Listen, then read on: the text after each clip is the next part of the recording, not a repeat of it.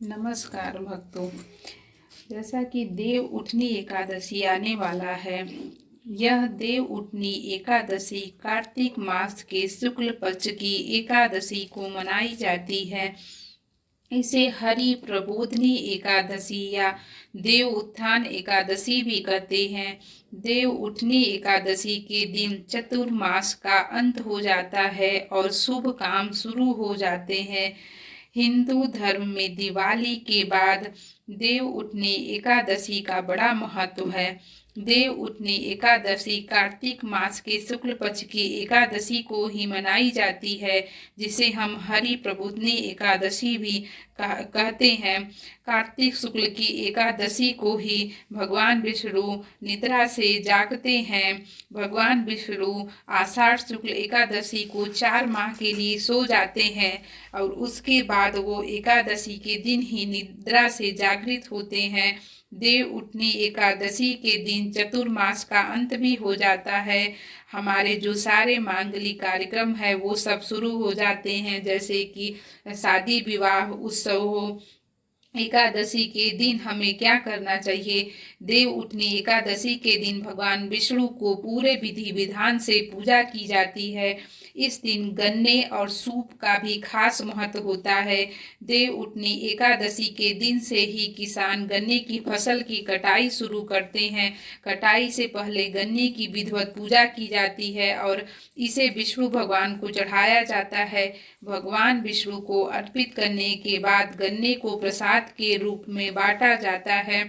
इस देव उठनी एकादशी पे एक और परंपरा होती है, सूप पीटने की परंपरा। देव उठनी एकादशी के दिन से ही विवाह के जो सारे मांगलिक कार्य हैं वो शुरू हो जाते हैं। इसी दिन पूजा के बाद सूप पीटने की परंपरा है। एकादशी के दिन भगवान विष्णु नींद से जागते हैं। महिलाएं उनके घर में आने की कामना करती हैं और सूप पीट कर दरिद्रता भगाती हैं। आज ही यह परंपरा कायम है। क्या देव उठनी एकादशी का महत्व है, ये भी हम जान लेते हैं भक्तों। कहा जाता है कि इस दिन 4 महीनों में देवशयन के कारण समस्त मांगलिक कार्य वर्जित होते हैं। जब देव भगवान विष्णु जागते हैं तभी कोई मांगलिक कार्य संपन्न हो पाता है। देव जागरण या उत्थान होने के कारण इसको देव उत्थान एकादशी कहते हैं। इसी दिन उपवास रखने का विशेष महत्व है। कहते हैं इससे मोक्ष की प्राप्ति होती है। तो हमें इस व्रत को बहुत ही अच्छे से करना चाहिए। और इस दिन कहते हैं माँ तुलसी का विवाह शालिग्राम के साथ किया जाता है। आइए भक्तों, प्रबोधनी एकादशी व्रत कथा के बारे में भी जानते हैं। पौराणिक कथाओं के अनुसार भगवान विष्णु की नींद अनियमित थी। कभी कभी वह महीनों के लिए जागते रहते थे और कभी कभी कई महीनों तक लगातार सोते थे। इससे देवी लक्ष्मी नाखुश थी। यहाँ तक कि भगवान शिव, भगवान ब्रह्मा, देवों और सन्यासियों को भगवान विष्णु के दर्शन के लिए लंबे समय तक प्रतीक्षा करनी पड़ती थी, जबकि भगवान विष्णु सो रहे होते थे। यहाँ तक कि राक्षस भगवान विष्णु की नींद की अवधि का लाभ लेते थे और मनुष्यों पर अत्याचार करते थे और धरती पर अधर्म फैल रहा था। एक दिन जब भगवान विष्णु नींद से जागे तो उन्होंने देवों और संतों को देखा जो उनसे सहायता मांग रहे थे।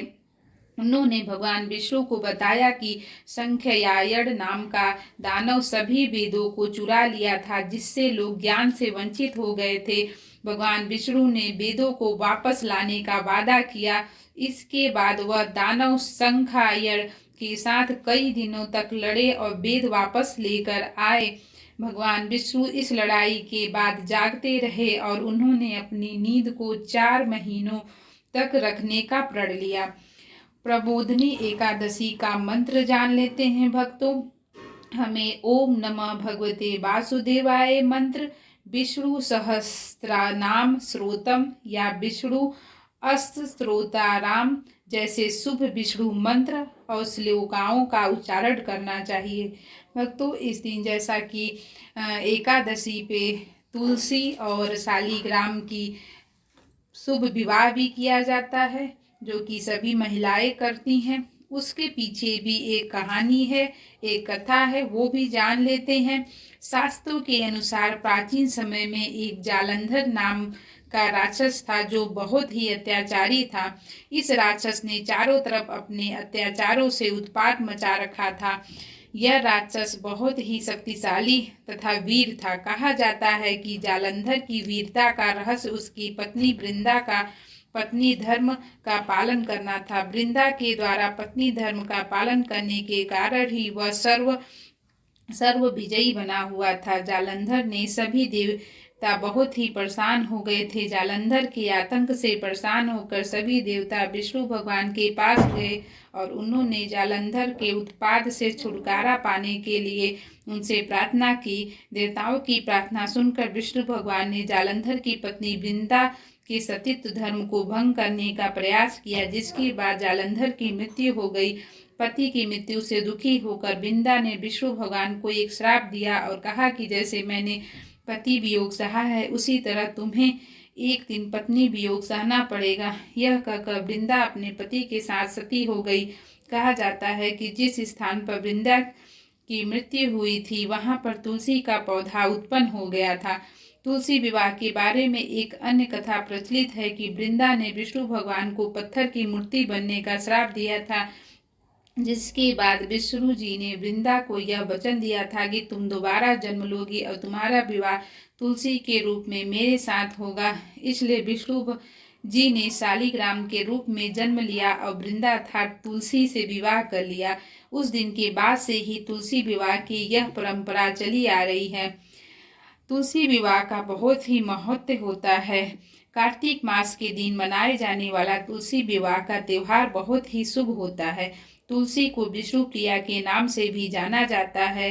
तुलसी विवाह का अर्थ भगवान का आवाहन करना होता है। माना जाता है कि जब सभी देवता एकादशी के दिन जागते हैं तो सर्वप्रथम तुलसी की प्रार्थना को ही स्वीकार करते हैं। तुलसी विवाह के दिन तुलसी जी का शालिग्राम के साथ विवाह करने से बहुत से कार्यों की सिद्धि होती है, जिसका वर्णन नीचे दिया गया है। यदि किसी को संतान नहीं हो रहा है या कोई कन्या नहीं है, जिसके कारण उन्हें कन्यादान, जिसे जीवन के महादान के रूप में माना जाता है, इस पुण्य को कमाने के लिए उस व्यक्ति को तुलसी विवाह के दिन तुलसी और शालिग्राम का विवाह करवाना चाहिए। तुलसी विवाह के दिन विवाह करवाने से कन्यादान के समान पूर्ण फल की प्राप्ति होती है। यदि तुलसी विवाह के दिन विधिवत रूप से पूजा की जाए तो तुलसी पूजा करने वाले व्यक्ति को शुभ फल की प्राप्ति होती है तथा उसके साथ ही उसकी सभी मनोकामना पूर्ण होती है। तुलसी विवाह के दिन विधिवत रूप से पूजा की जाए तो तुलसी पूजा करने वाले व्यक्ति को ही बहुत अच्छे फल प्राप्त होते हैं, उनकी सारी मनोकामनाएं पूर्ण होती हैं। तुलसी विवाह के दिन व्रत भी रखा जाता है। माना जाता है कि जो व्यक्ति इस दिन व्रत रखता है उसे इस जन्म के पापों से मुक्ति मिल जाती है। इसके साथ ही उसके पूर्व जन्म के पाप भी नष्ट हो जाते हैं। तुलसी विवाह के दिन तुलसी माता की पूजा करने से या तुलसी विवाह करवाने से घर में सुख समृद्धि शांति बनी रहती है। धन आदि की कभी कमी नहीं होती, क्योंकि तुलसी माता को लक्ष्मी जी का ही प्रतीक माना जाता है। तुलसी विवाह के दिन जिन लड़के लड़कियों के विवाह होने में अड़चन आती है, उस दिन उनका विवाह बिना किसी रुकावट से हो जाता है। यह दिन विवाह के लिए बहुत ही शुभ माना जाता है। तो भक्तों, आप भी एकादशी के दिन तुलसी विवाह जरूर करिए और साथ में ही आप अच्छे कर्म करिए, क्योंकि कोई भी फल हमें तभी मिलेगा जब हम अच्छे कर्म करेंगे। अगर अच्छे कर्म नहीं करेंगे तो हमें कोई भी फल प्राप्त नहीं होगा। हमारे सारे पूजा पाठ धार्मिक मांगलिक कार्य जो होते हैं वो हमारे कर्म के ऊपर ही डिपेंड करते हैं। अगर कर्म अच्छा रहता है तो हमको भगवान के पूजा पाठ का भी फल मिलता है। अगर हम बुरा कर्म करते रहेंगे, अहंकार में रहेंगे, दूसरे का मन